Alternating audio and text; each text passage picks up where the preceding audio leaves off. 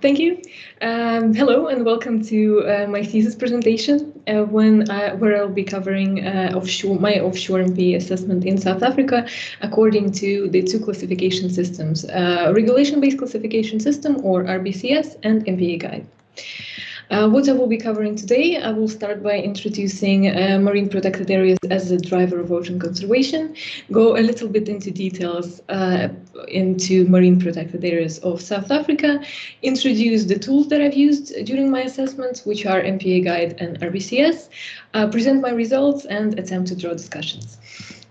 So a growing focus on the conservation of marine biodiversity led to an increased interest in establishing marine protected areas as one of the key strategies by which the biodiversity of ecosystems are measured. To be considered a marine protected area, however, the area's main goal must be conservation of biodiversity, which this means that fishing or other extractive activities are either not allowed or managed in a way that's compliant with the said conservation. Other benefits of MPAs include combating the global decline in fish population, protecting vulnerable habitats, contributing to socio-economic welfare of coastal communities, boosting marine tourism, and many more.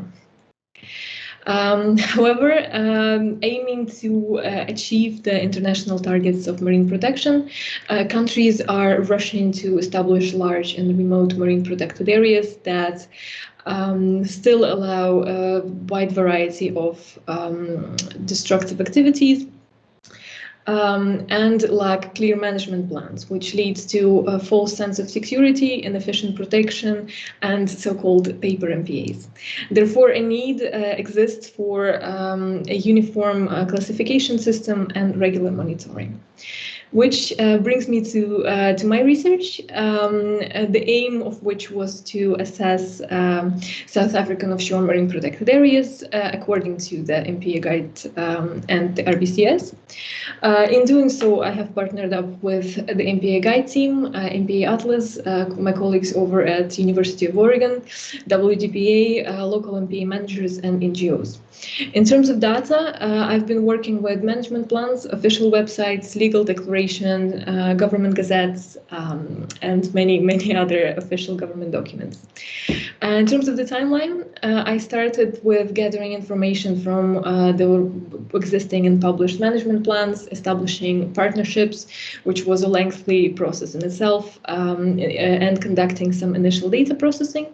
Then until May, I was fact-checking information with the local representatives, doing some final data processing and compiling of the results. And up until now, I've been working on the analysis of said results and the actual writing of my thesis. So in the end, I ended up with 16 marine protected areas, 16 offshore marine protected areas, and 40 zones within those areas. In terms of South Africa, a country with spectacular, vast marine resources, the level of marine protection still remains a key concern. Hoping to expand the coverage of protected areas and meet the protection targets, South Africa has developed a national protected area strategy, which highlighted an importance and lack of offshore MPAs, especially the ones zoned for no-take. In 2014, South Africa began the Phakisa Ocean Economy Initiative, and after a lengthy stakeholder engagement and public participation process, finally, on the 23rd of May 2019, 20 new MPAs were established.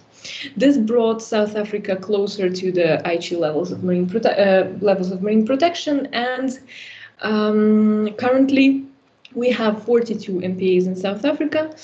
That are covering about 15% of the EEZ. It is important to mention that a large MPA has been established in 2013 around Prince Edward Island. We can see it on the chart by the number 42, and it's very far away, so we cannot see it on the chart.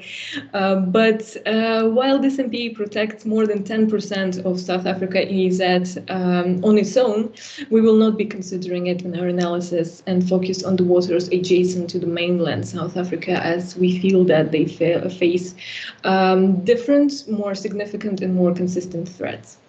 Another thing that's important to mention about the specifics about the offshore MPAs is that they have quite different features. They are usually less zoned, they have fewer stakeholders, they face less pressures in terms of aquaculture, fishing, boating, due to their remoteness, etc. Traditionally, offshore MPAs are considered to be after 12 nautical miles limit from the shore. However, in my analysis, I have a few MPAs that start inshore and continue offshore. To introduce the MPA guide, the MPA guide as a classification system builds from the IUCN MPA classification and aims to standardize definition of the level of protection of marine protected areas. It takes into account factors such as protection level, but also establishment stage and enabling conditions. It also defines activities in which the impact on biodiversity is too severe for the area to be considered an MPA. We can see it under number 5, that's incompatible with conservation.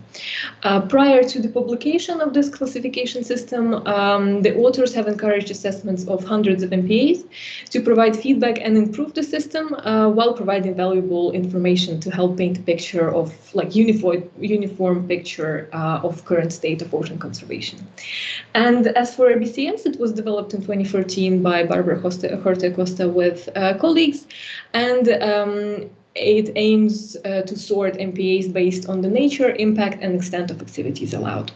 The system allows to categorize MPAs by protection levels, and therefore is a great match between expected impacts and outcomes.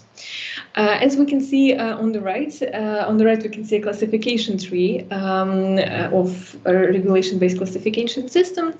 So the zones classification system was built based on 3 criteria that we can see here, which is the types of fishing gear, impact of said fishing gear, impact of other activities such as aquaculture and bottom exploitation index, and for no-take zones, 4th category was added, such as anchoring or boating.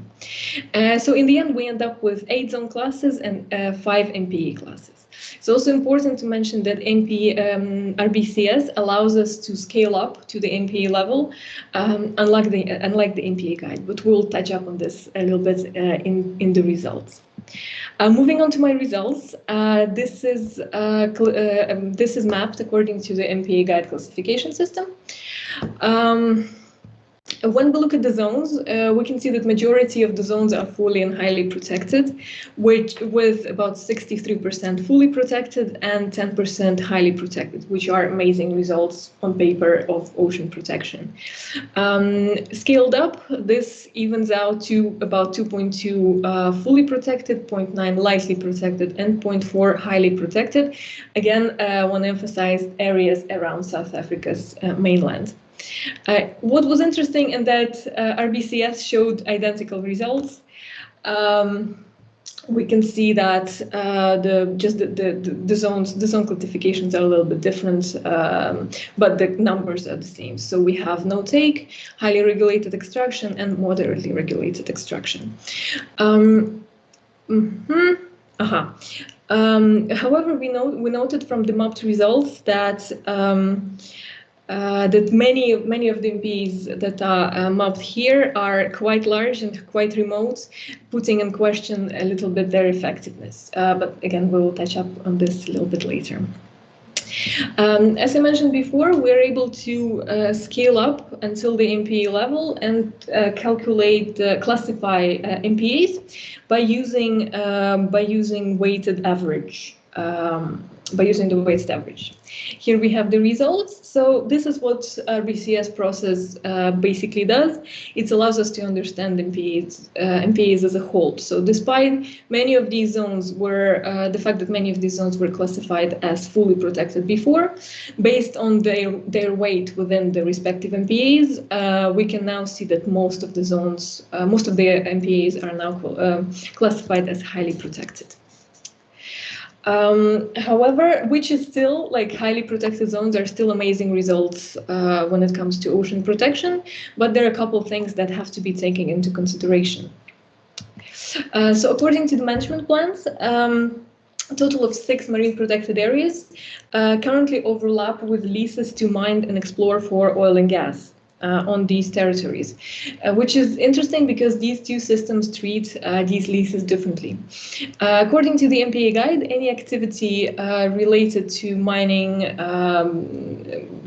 for oil and gas is automatically considered incompatible with the conservation of nature, which results in about 17% loss of offshore MPAs in South Africa, or about 11.5% of MPAs around South Africa.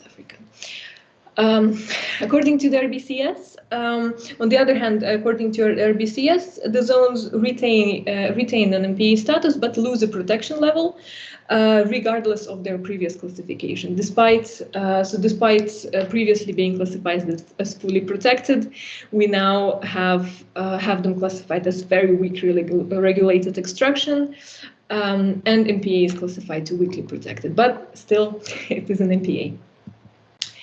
So to sum up, offshore MPAs currently occupy about 3.5% of waters near South Africa. Out of those, according to the MPA guide, 2.2% are fully protected, 0.4% are highly protected, and 0.9% are lightly protected. All of the analyzed MPAs were established as a part of Operation Phakisa in 2019. So all of them have existing management plans, existing regulations and procedures, defined zonation, existing management body, and are in full compliance with the MPA regulations. Based on that and the lack of available data to confirm that any MPA management is ongoing, they were classified by us and labeled as implemented.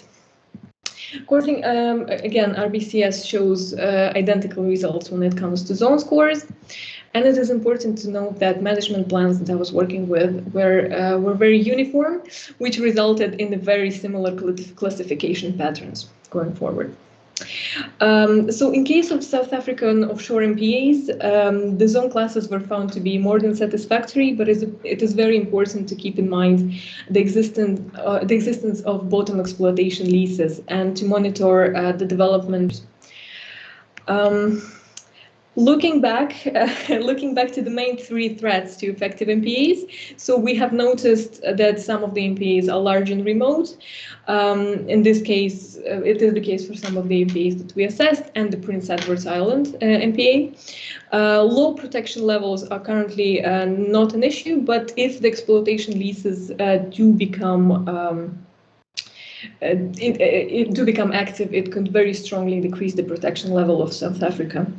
Concerning the lack of management, this is something that will have to be monitored and assessed in the coming years, as these MPAs are very young.